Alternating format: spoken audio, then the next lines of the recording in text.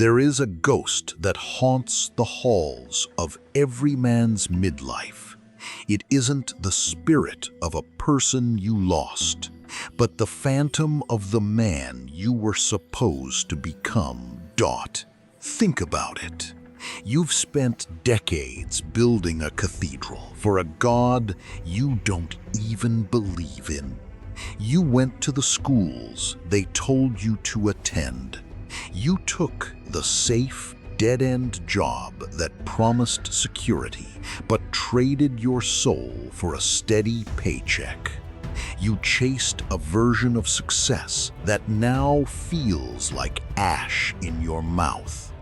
You've worn a mask of compliance for so long that when you finally try to rip it off, you realize it has fused with your skin. More than a century ago, a lonely, brilliant, and half-mad German philosopher named Friedrich Nietzsche looked into this exact modern abyss. He saw a terrifying vision of the future, a world populated by what he called the last men. These are individuals who crave nothing but comfort, entertainment, and safety, completely devoid of any real passion or higher purpose. Nietzsche issued a brutal warning that most men only understand when their youth has completely evaporated and the clock has run out. The snake which cannot cast its skin has to die. If you do not shed the expectations of others, you will rot from the inside out. Today, we are stripping away the comforting lies of modern society to expose the raw, unfiltered truths that will either break you or finally set you free. To understand how a man loses his way, we must examine Nietzsche's famous allegory, the Three Metamorphoses of the Spirit. He argued that the human soul must evolve through three distinct stages to achieve true greatness. The tragedy of modern life is that 99% of men die in the very first stage. They die as camels. The camel is the ultimate beast of burden. It is an animal designed to kneel down and ask for the heaviest possible weights to be placed upon its back. Look around you. The modern man is trained from birth to be a camel. He carries the dead weight of his parents' unfulfilled dreams. He carries the financial pressure of a consumerist culture that tells him to buy things he doesn't need with money he doesn't have to impress people he doesn't like. He carries the exhausting burden of political correctness, societal norms, and the desperate desire for approval from the herd. The camel walks into the desert of life, proud of its ability to suffer. It mistakes its silent endurance for strength. It tells itself, "Look at how much weight I can bear. Look at how responsible I am." But Nietzsche exposes this as a psychological trap. This isn't nobility. It is a refined form of cowardice. The camel lives completely by the external law of thou shalt. You shall conform. You shall be quiet. You shall sacrifice your personal ambition for the comfort of the collective. The brutal truth that men learn too late is that the world will happily watch you break your spine under the weight of its expectations. And then it will call your broken back duty. Society doesn't want you to be free. It wants you to be predictable. When you play by everyone else's rules, you aren't living your life. You are merely financing their status quo. If a man is to save his soul, a violent crisis must occur. The camel must wander deep into the isolated wilderness and transform into a lion. The lion is the spirit of absolute rebellion. It doesn't ask for permission. It seizes autonomy. The lion looks at the great dragon of tradition, a beast whose every single scale is engraved with the golden words, "Thou shalt." And it roars back with two words, "I will." This is the phase of life where a man finally finds his spine. It's the moment he stops saying yes to keep the peace and starts saying no to protect his purpose. But this rebellion comes at a terrifying cost. This is where Nietzsche introduces his most misunderstood concept, the death of God.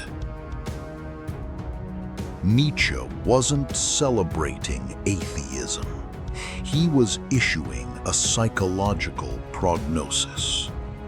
He realized that as modern science and secularism advanced, the traditional foundations of human meaning would completely collapse.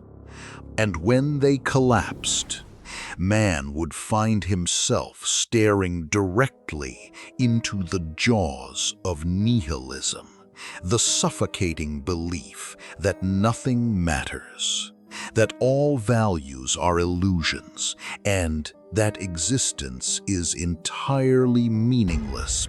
This is the great danger of modern manhood. When you finally break away from the herd, when you stop listening to your parents, your boss, or your culture, you are suddenly hit by a wave of profound isolation.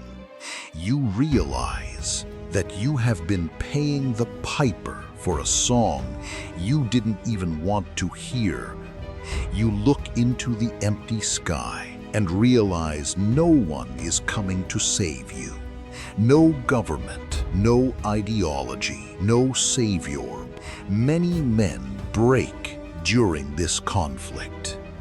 They run away from the lion's den and retreat right back into the safety of the herd, numbing their existential dread with alcohol, endless scrolling, pornography, and shallow pleasures. They realize too late that a life without a self-chosen why is just a slow, agonizing march to a nameless grave. Nietzsche's hammer smashes the illusion of external rescue. You are both the sculptor and the marble. The agonizing pain you feel is the chisel cutting away the excess mass of who you are not in his masterpiece. Thus spoke Zarathustra. Nietzsche writes a profound image. Man is a rope tied between beast and the Übermensch, the Overman. A rope over a terrifying abyss. What is great in man, Nietzsche declared, is that he is a bridge and not an end. The climax of a man's life happens right here, in the middle of the tightrope. Behind you is the primal, unthinking animal. Ahead of you is the highest potential of your evolution. A man who creates his own values, rules his own mind, and constructs his own destiny. But most men look down into the dark abyss of their past failures, their shattered relationships, and their profound regrets, and they freeze. They stop moving forward. They become paralyzed by the terrifying realization that they have wasted years living a lie. How do you survive this structural terror? Nietzsche doesn't offer you a cheap self-help slogan. He gives you a weapon forged in fire. Amor Fati, the absolute, unconditional love of fate. Amor Fati means that you do not merely tolerate the suffering of your life. You do not just endure the tragedies, the financial ruin, the brutal breakups, or the devastating betrayals. You desire them. You choose them. You look at every scar on your soul and say, I wanted this exactly as it happened, because it is the very fire that forged my steel. The average man spends his entire life wishing things were different, crying over spilled milk, and begging the universe for an easier path.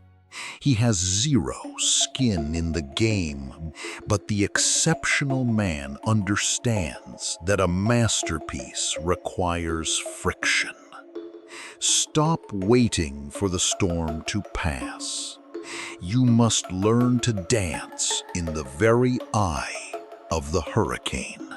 The absolute worst epiphany a man can have is realizing on his deathbed that he played the game of life completely safe, avoided all risk, and still lost everything anyway.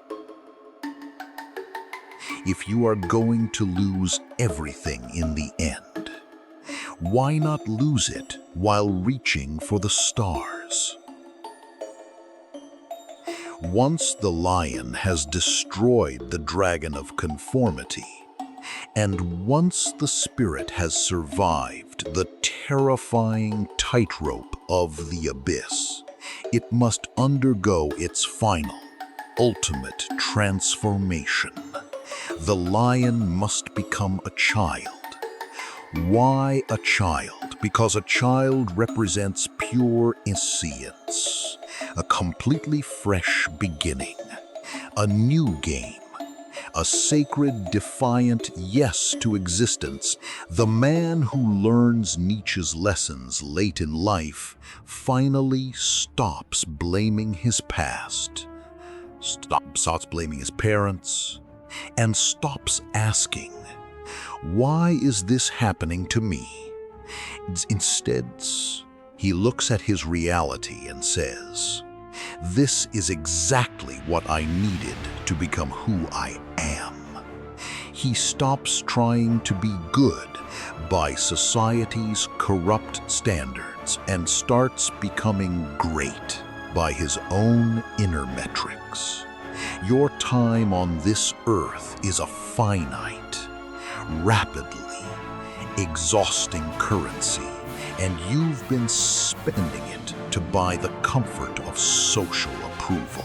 As you turn away from this screen and step back into the arena of your life, let the hammer of Nietzsche echo in the chambers of your mind. Remember his immortal truth. One must still have chaos in oneself to be able to give birth to a dancing star. Do not run away from your inner chaos. Do not fear the abyss. Embrace the friction. Claim your autonomy. Rouse your inner lion. And build your own world before your sun sets for the very last time.